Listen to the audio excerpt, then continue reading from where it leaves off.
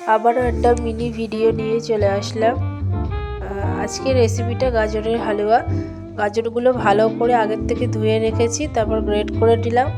কড়াইতে ঘি দিয়েছি, ঘি দেওয়ার পরে এলাচ দিয়ে গ্রেট করা গাজরগুলো কড়াইতে দিলাম, দিয়ে ভালো করে একটু নাড়িয়ে চাড়িয়ে যখনই গাজরগুলোর থেকে জলটা যখন একটু শুকিয়ে যাবে তখনই দুধটা দিয়ে দেব।